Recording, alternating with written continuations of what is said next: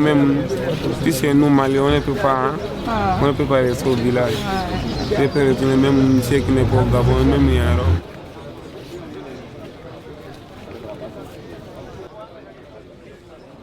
Je m'appelle Mamadou Keïta, je suis le secrétaire général de l'association malienne des expulsés, mais en même temps un migrant refoulé après avoir passé 15 ans à Paris.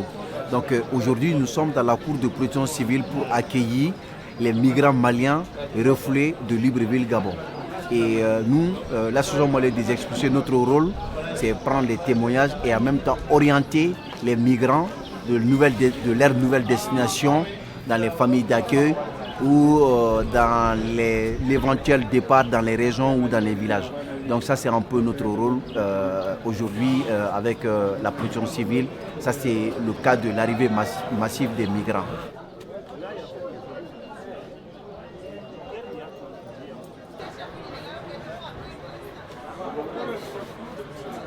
La politique d'immigration même et cette expulsion massive ne range pas la situation parce que ça c'est des futurs migrants de l'Europe. Ces gens, la plupart, ils vont juste séjourner une semaine, quelques jours à Bamako, mais ils vont tous prendre encore sur la route de la Méditerranée. Ça c'est clair et net parce que les jeunes, ils sont entre 25 et 30 ans. Quand ils n'ont pas de travail, ils ne vont pas rester. Ça c'est clair et net. On n'a même pas de doute sur ça.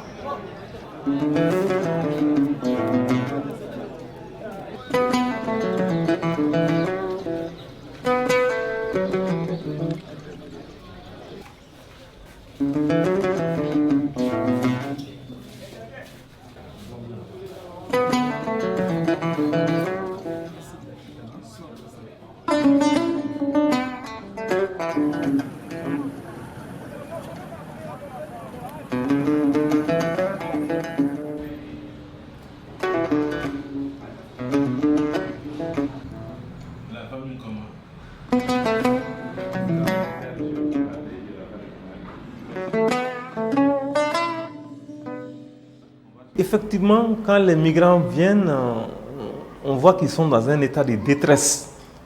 Parce que déjà, ils ont des pensées psychologiques, surtout le traumatisme. Parce qu'en nous regardant déjà, souvent ils ont peur.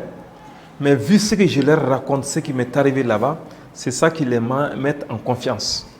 Parce que tous les intervenants de l'AMI ont eu des formations spéciales dans les différents volets sans exception. Que ce soit la prise de témoignages, que ce soit comment rencontrer le migrant, comment se comporter devant lui, alors comment le mettre à l'aise. On a eu des formations spéciales pour ça. On parvient maintenant à remédier les cas pareils. Donc le traumatisme de la personne maintenant commence alors à disparaître petit à petit. Donc on reste toujours en contact, on devient la famille. Finalement les expulsés vont comprendre qu'il n'est pas le seul à être dans ce malheur-là. Il y a des milliers de cas. Donc finalement, ils se consolent.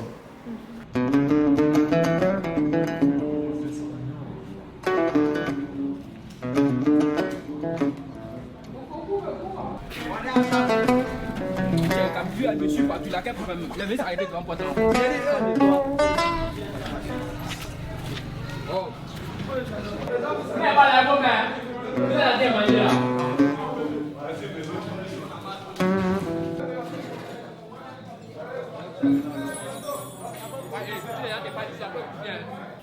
Ben, quand on est arrivé, que chaque soir on s'asseyait sur le rocher pour regarder l'Espagne de l'autre côté,